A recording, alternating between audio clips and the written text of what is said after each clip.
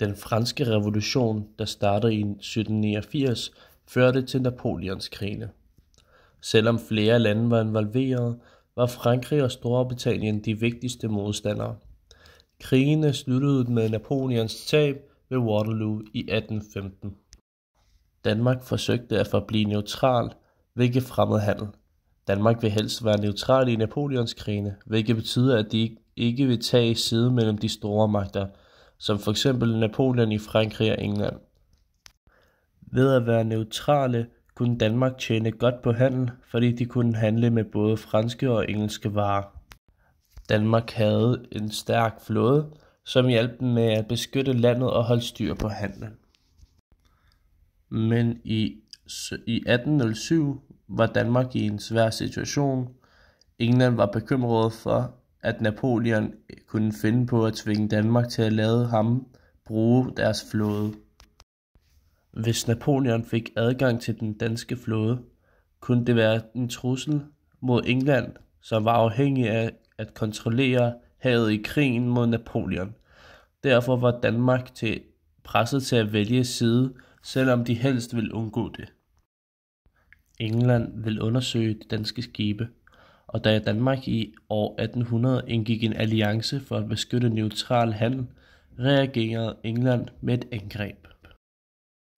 England var meget nervøse for, at Napoleon skulle blive endnu stærkere og bruge Danmarks flåde imod dem, så det gav Danmark et løsning. Enten skulle Danmark udlevere sin flåde til England som en sikkerhed, eller også ville England angribe. For England handlede det om at beskytte sig selv og sikre, at Napoleon ikke fik flere skibe til at kæmpe mod dem. Da Danmark sagde nej til at give deres flåde væk, valgte England at angribe København for at tage flåden med magt. Det gjorde de ved at bombe København i flere dage og til sidst tvinge danskerne til at overgive sig.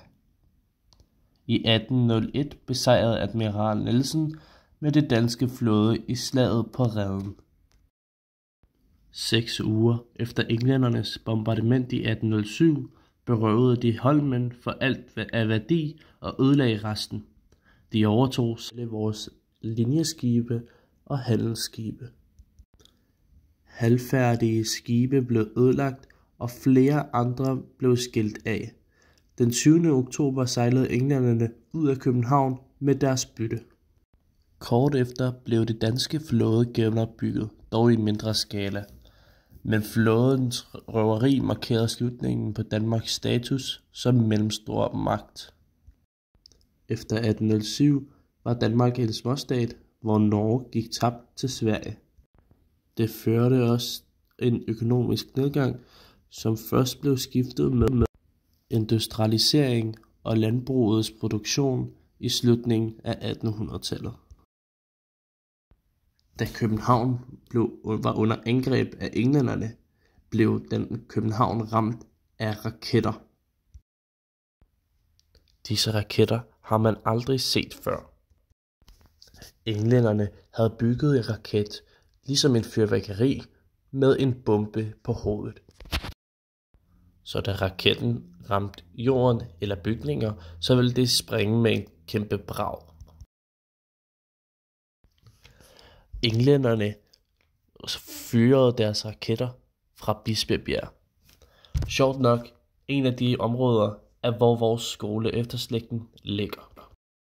Grunden til det fyrede derfra var fordi, at Indre København dengang var nede i havområdet, hvor Bispebjerg og stadig er, hvis man kigger ned fra Bellahøj, er en kæmpe bakke. Så man kunne fyre oppefra og stadig ramme København og de steder, de prøvede at angribe.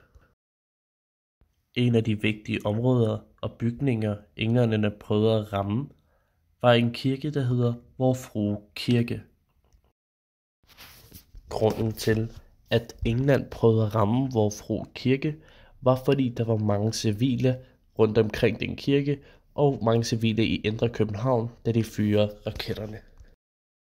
De fyrede efter kulturelle bygninger og steder, hvor flest civile kunne være, for at tvinge det danske regering til at overgive deres skibe og hjælpe englænderne.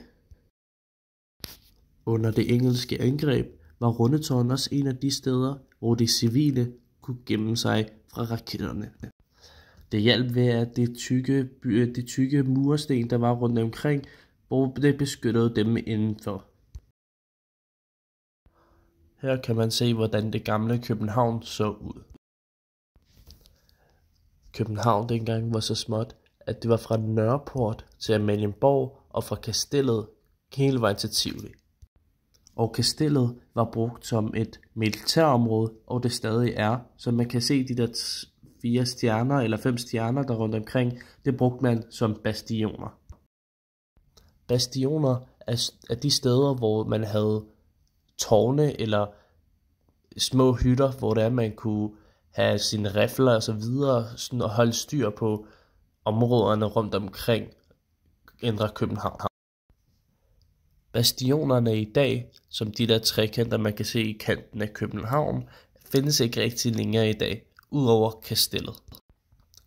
Der er blevet bygget bygninger rundt omkring, men der er nogle parker, hvor der er meget tydeligt, at der var kasteller dengang. Nogle af de bastioner, som ikke findes længere, kan man se for eksempel i Ørestadsparken, hvor kan man se en lille trekant, som en af de bastioner plejede at være. Nu er det bare træer, og er det blevet til en park rundt omkring.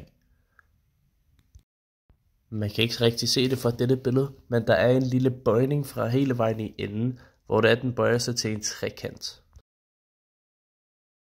Den anden tydelige bastion kan man se ved Statens Museum for Kunst, ved deres park bagved, hvor der er en kæmpe trekant for en af de store bastioner, der var. Man kan se her på billedet, hvor det er, at søen bøjer sig lidt, som om at der plejer at være en trekant her for bastionen.